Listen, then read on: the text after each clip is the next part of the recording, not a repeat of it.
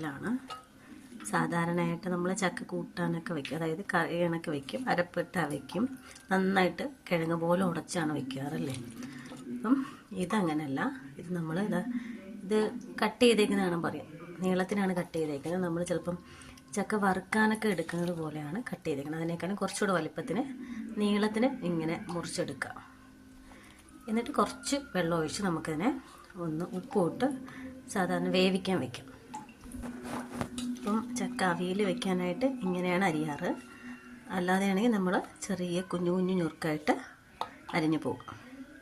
അപ്പം ഇങ്ങനെ അരിഞ്ഞെടുക്കുക. ഇന്ന് വെന്തതിന് ശേഷം നമുക്കിതിനകത്തേക്ക് അരപ്പ് ചേർക്കണം. അപ്പോൾ അരപ്പിന് വേണ്ട സാധനങ്ങൾ ഏതൊക്കെയാണെന്ന് നോക്കാം. ചക്ക അവിയലിനായിട്ട് നമ്മൾ തേങ്ങ ചിരകിയത്, കുറച്ച് കാന്താരി നല്ല പഴുത്തതാണ്, അതുകൊണ്ട് കുറച്ച് എടുത്തിട്ടുള്ളൂ. അതുപോലെ തന്നെ വെളുത്തുള്ളി, നല്ല ജീരകം, മഞ്ഞൾപ്പൊടി, പിന്നെ കുറച്ച് കറിവേപ്പില. ഇത്രയിട്ട് നന്നായിട്ട് കല്ലിലിട്ട് നന്നായിട്ട് ചതച്ചെടുക്കുക. മിക്സിയിലാണെങ്കിലും കുഴപ്പമില്ല, മിക്സിയിലാണെങ്കിലും അധികം അരയണ്ട, ഒന്ന് ചതച്ചാൽ മതി. അപ്പം നന്നായിട്ട് ഇതിനെ ചതച്ചെടുത്തിട്ടുണ്ട്. ഇതിനകത്ത് ചേർത്ത് ഒന്നുകൂടെ പറയാം, നമ്മൾ സാധാരണ അവിയലിന് അരയ്ക്കുന്നത് പോലെ തന്നെയാണ്, പക്ഷെ ജീരകവും വെളുത്തുള്ളിയും കുറച്ചധികമായിട്ട് കൂടുതലായിട്ട് ഉപയോഗിക്കുക. പിന്നെ കറിവേപ്പില, മഞ്ഞൾപ്പൊടി, മുളക്. പിന്നെ കാന്താരിയാണ് എടുത്തേക്കുന്നത്.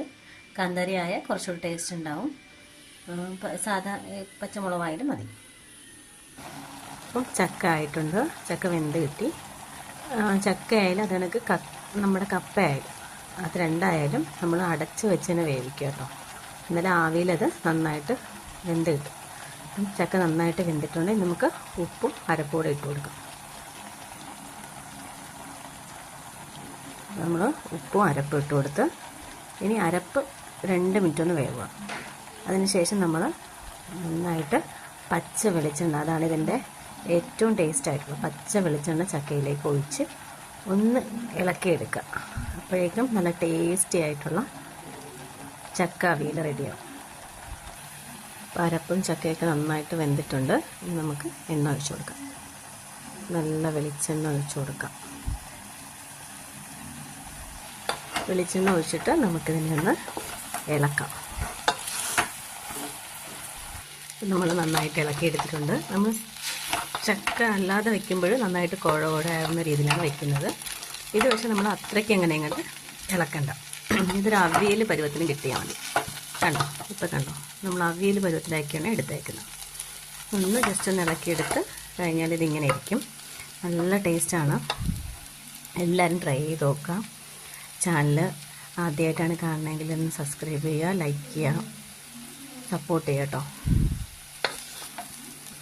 നല്ല ടേസ്റ്റാണ്, എല്ലാവരും ചെയ്ത് നോക്കുക. എളുപ്പത്തിൽ ചെയ്യാൻ പറ്റുന്നതാണ്. എളുപ്പത്തിൽ നമ്മൾ ചക്ക ക്ലീൻ ചെയ്യാൻ എടുക്കുന്നൊരു സമയം മാത്രമേ ഉള്ളൂ.